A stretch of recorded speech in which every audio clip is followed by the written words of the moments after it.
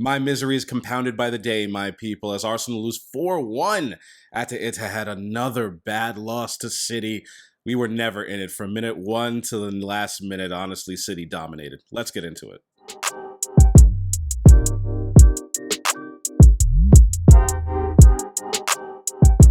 Good evening, my peoples, and welcome back to the counterattack. I hope you and yours are doing very, very well. Away to City. You already know what it is, my people. And I looked at the lineup this evening. Xhaka returns, gotten over his illness, but the rest of the boys are the rest of the boys. Arteta with full belief in Holding, in Partey, in Zinchenko. So, at minute 1, I had belief too, but we're all about to find out just who City are. The first 5 minutes of the match weren't too bad. I thought we were lively. City were lively. I think we both had about one chance each. So, I was still holding out hope. But 2 minutes later, on 7 minutes, you already know who it is. KDB. Haaland wins. It's a hopeful ball that Ederson sends over to our defense.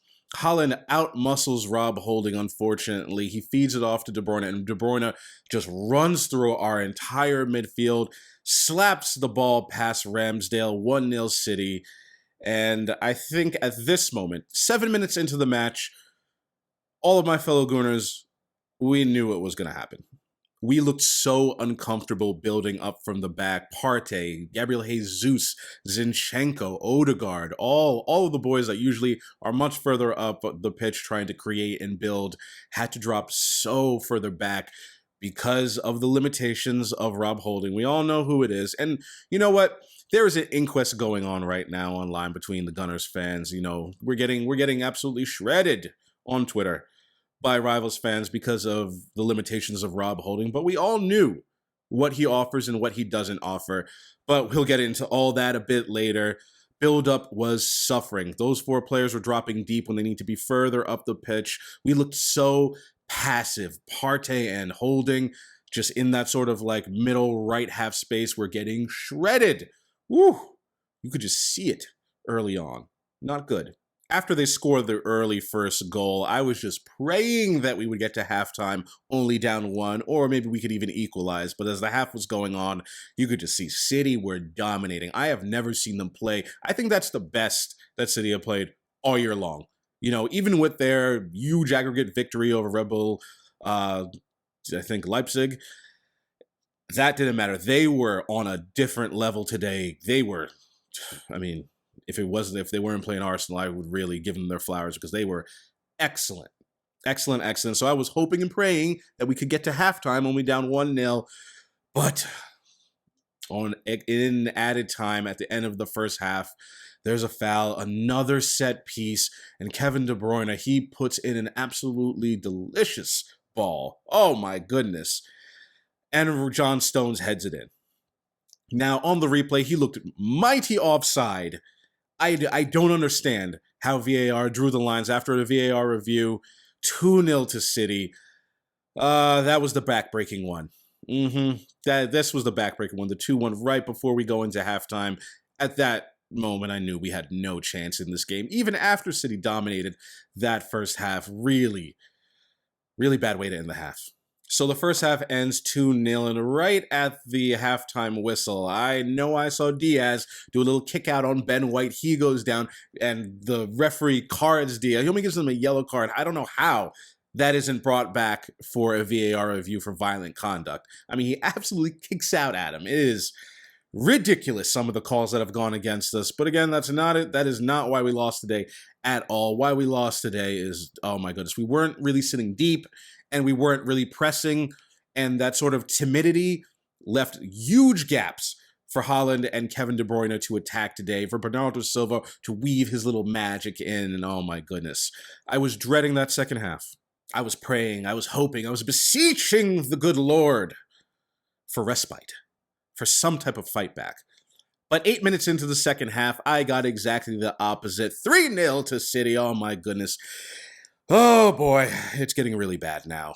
Oh boy, Odegaard giving the ball away. Just telltale of what's going on with this team. Sloppy play, just timid pressing. Giving the ball away in the middle of the park. Absolutely depressing. It's 3-0 City. Kevin De Bruyne, he marches right down the pitch. slots the ball in between Holding's legs. He doesn't cover himself in glory there. 3-0 to City, and I am absolutely suffering.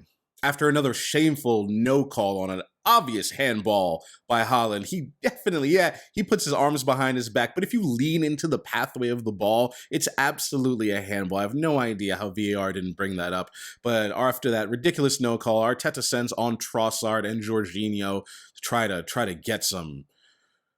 get a hold on the match. I mean, come on. But we are terrified to commit anyone forward for fear of the City transition. It's all so reactive. City completely outnumbering us when we do, get up the audacity to attack. And it's just, it's not going very well. This game just really highlighted the gap between the two teams, and it's still pretty big. Without Saliba at the back, our build-up was always going to suffer. Rob Holding just doesn't have the same facilities, does he? Not at all. So I can't really blame the front three for doing absolutely nothing all game long. Jesus, Martinelli, and Saka were completely marked out of the game, did absolutely nothing. But Arteta sends on Nelson, he sends on Trossard, and honestly, we looked a little bit better with Jorginho and all those other players in there. I don't know if it's because City, were taking their foot off the gas a little bit, or, they were just making a good impact. I thought Reece Nelson made a really good impact when he came on.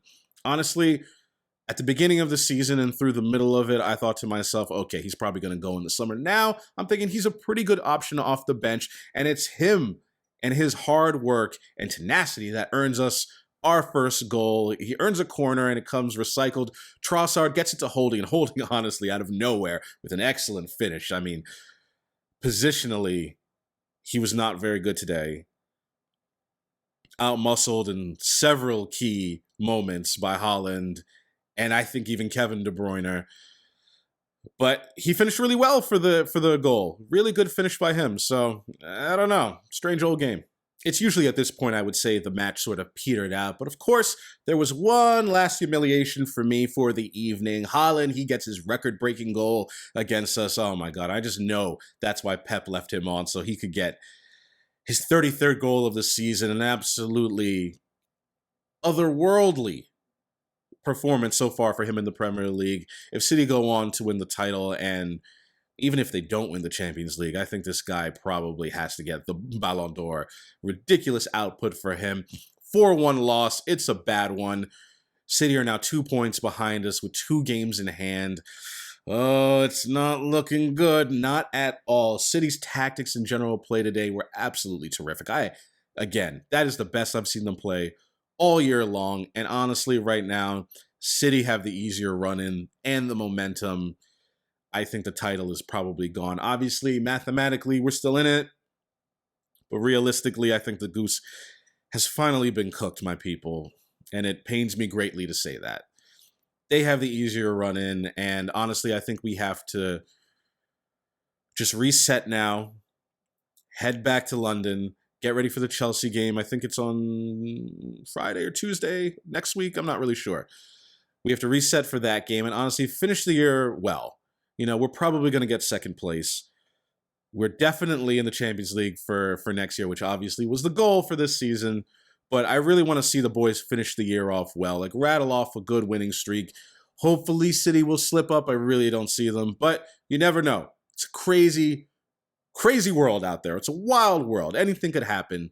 But really, I think now the focus needs to be on finishing the year on a good note. Thank you for sticking with me, my people. Please slap that like button, subscribe, and I'll see you next time. Take care.